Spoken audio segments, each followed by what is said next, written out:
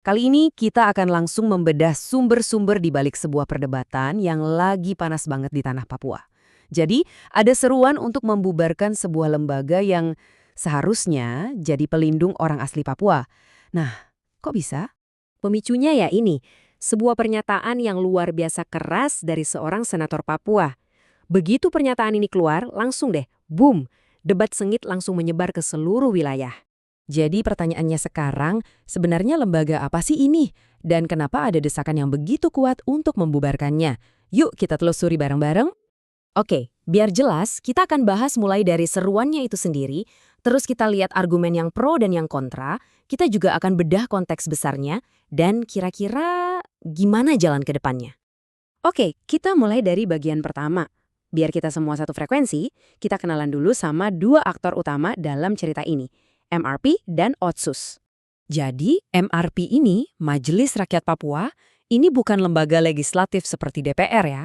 Anggap saja ini sebuah badan kultural yang tugasnya spesifik banget menjadi semacam penjaga atau wali bagi hak-hak orang asli Papua, mulai dari soal adat, budaya, perempuan, sampai kerukunan beragama.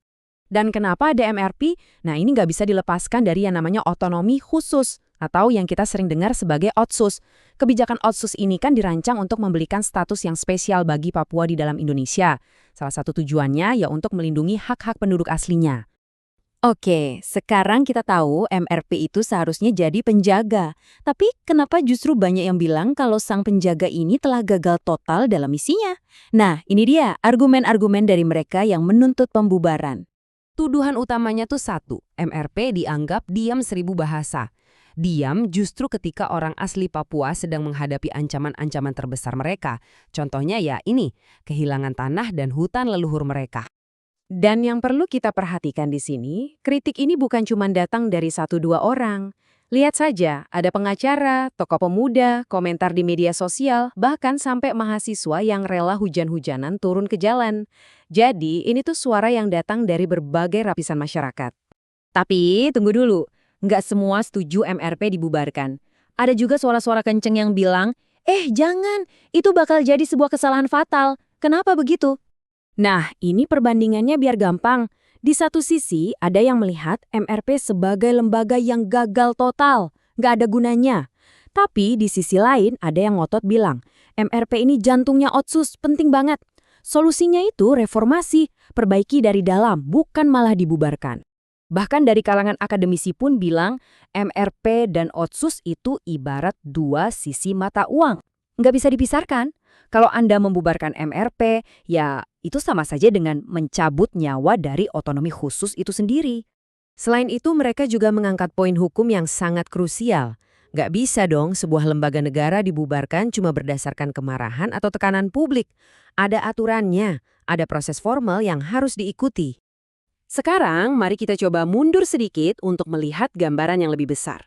Karena, tahu nggak, perdebatan soal MRP ini sebenarnya hanyalah gejala dari sebuah isu yang jauh lebih dalam yang berkaitan dengan otonomi khusus itu sendiri. Perhatiin di tabel ini. Ini kuncinya. Di UU Otsus yang lama, pemekaran provinsi itu dilakukan atas persetujuan MRP. Wajib. Tapi di revisi UU yang baru, kata-katanya berubah jadi dapat dilakukan atas persetujuan. Cuma satu kata, dapat, tapi dampaknya luar biasa. Artinya, persetujuan MRP nggak lagi jadi harga mati. Plus, pemerintah pusat juga bisa langsung melakukan pemekaran. Jadi, ini dia poin pentingnya. Sementara banyak kritikus menyalahkan MRP karena dianggap tidak efektif atau mandul, di sisi lain, otoritas hukumnya justru dikurangi secara signifikan oleh pemerintah pusat. Jadi gimana mau efektif kalau kuasanya dipangkas? Dan pergeseran kekuasaan ini bukan cuma di atas kertas loh, dampaknya nyata banget di lapangan. Lihat saja data ini, laju deforestasi atau penggundulan hutan di Papua itu melonjak lebih dari 3 kali lipat. Dan ini terjadi di periode saat pembangunan lagi gencar-gencarnya. Nah, di tengah krisis dan perdebatan panas ini, banyak juga pemimpin Papua yang mencoba mengambil jalan tengah.